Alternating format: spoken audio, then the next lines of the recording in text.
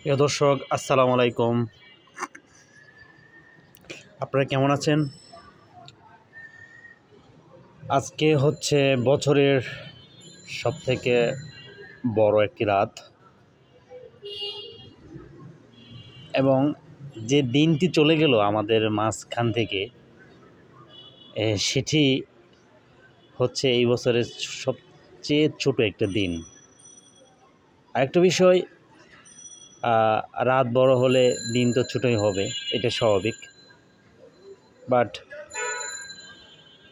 একটা দিবসও চলে গেছে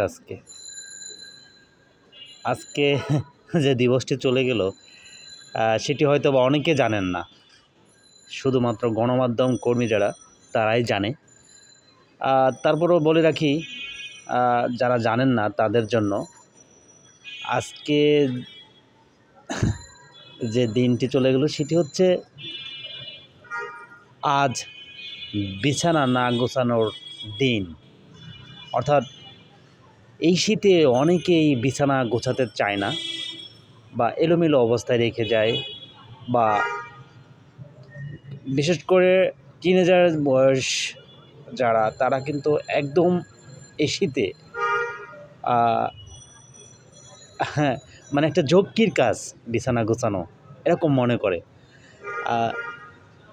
বিশেষ করে এই কারণেই এই দিনটি তাদের জন্য, কারণ এই কারণে এই বিছানা না গোছানোর কারণে অনেকেরই, বিশেষ করে ফ্যামিলির যারা কর্তা বা বাবা মা, যারা অভিভাবক রয়েছেন, তারা কিন্তু অনেকেই বকাঝকা করে থাকে, কেন বিছানা গোছানো হয় না, কেন বিছানা গুছিয়ে রাখো না।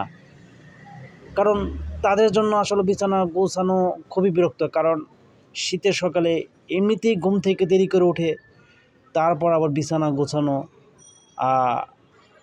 সব মিলে আবার তো দিন ছোট, রাত তো দিনের পর তো রাত আসবেই, কেন আবার বিছানা গোছানো দরকার, এসেই আবার শুয়ে পড়বে, এরকম বর্তমান বয়সের ছেলে মেয়েদের। আর বিশেষ করে এই দিবসটি আসলে প্রবর্তন করেন হচ্ছে সেই আমেরিকার একটি মানে একজন কিশোর আর কি। উনি আমেরিকার বা কী বলে, একটা যে যারা আইন প্রণেতা বা তাদের এই জায়গায় একটা দাবি উত্থাপন করেন, এবং সেই দাবিকে বিল আকারে সে প্রকাশ করতে বলে। অর্থাৎ এই যে বিছানা গোছানোর যে দিবস, এই কেন্দ্রিক। তো যাই হোক, আজকে যেটা বলতে চাচ্ছি যে আজকে সবচেয়ে বড় একটি রাত।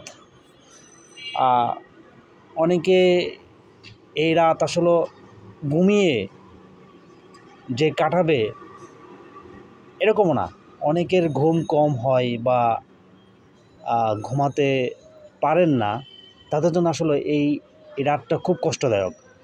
আবার যারা ঘুমাতে চায়, আসলে সময় পায় না ঘুমানোর